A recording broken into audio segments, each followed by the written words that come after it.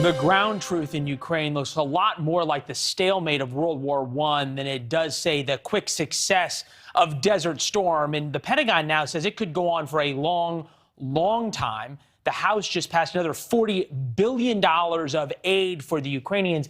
And you can see how different the map looks. There is no red anywhere around Kyiv, all the way through here, even to the somewhat eastern part of the country. But this is where the Russians have really dug in and now control so much of this area. It's going to be difficult for the Ukrainians to push them out. We take a look, zoom in on the southern part of the country. There's one little Ukrainian hold here. And then now the Russians are all focused on Odessa, so they completely close the Ukrainians off. That's what it looks like they want to do. It could take a long, long time for them to do it, if they can at all. And think about the sanctions against Russia's banks, against Putin's cronies, against the oil companies, against Putin's oligarchs, even seizing some of Vladimir Putin's yachts.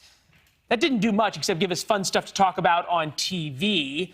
Marcos Kounalakis writes in the Wall Street Journal, for Russia, it's all about the Benjamins. Ending the circulation of the $100 bill would put far more political pressure on Putin over Ukraine than sanctions have. Marcos joins us now. Good to see you, sir. Thank you.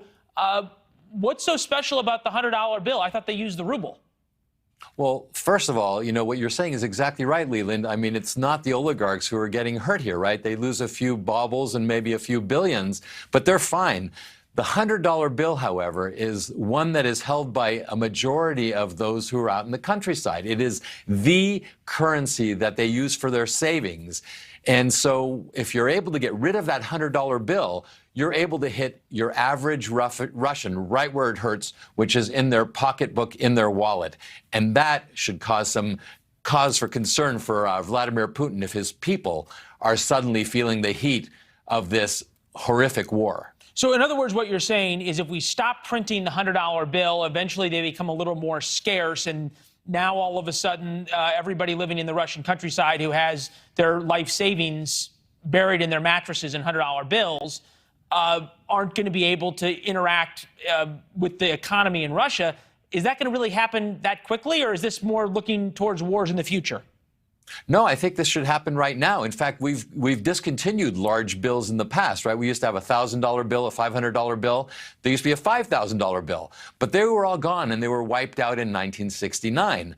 The $100 bill is a currency that is being used not only by narcotics traffickers and by terrorists because they're easy to transport. They are a dominant savings currency around the world, and in particular in Russia, where 80% of the foreign currency is held in $100 bills. And so if you get rid of that and you add to that the current sanctions that are on banks, there is nowhere for this currency then to find expression. They can't use them. They just basically become worth the paper that they're printed on. Which is nothing. It's not backed by the gold standard either, but that's a different discussion. Yes. Quote from the Wall Street Journal, 80% of the $100 bills reside overseas. To your point, they're not really used that much in America. Large Western bills like the 100 are what terrorist drug traffickers use to conduct much of the trade, and it's what people use overseas, even who are not drug traffickers. Uncle Ben used to solve a lot of problems in the Middle East, as we like to say, when I was over there. $100 bills in Russia, 661,000 pounds worth $31.5 billion. Again, that's a huge amount of money that's already over there. What do you do with that?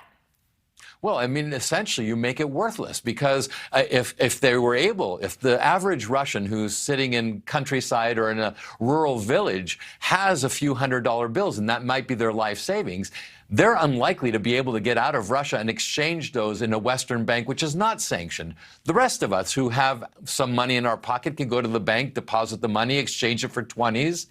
But if you're outside of Moscow or Leningrad and stuck in Russia and supporting this war, you are in trouble because that money is suddenly worthless.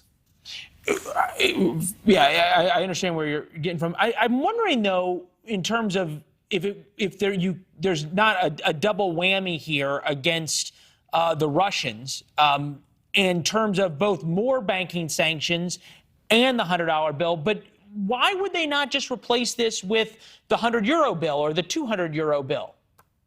Well, you're right. I mean, if they could actually exchange it, right? If you're stuck in this closed system, which is Russia, chances are you're not going to have access to a banking system that is going to be able to make that exchange. They can't exchange those hundreds for 20s, for example. They are really stuck in a closed system. So where do we stop? If eliminating the $100 bill starts to cut down on Russia's ability to have life savings, don't people just go to 50s and then go to 20s, and pretty soon you and I are walking around with stacks of $5 bills, right?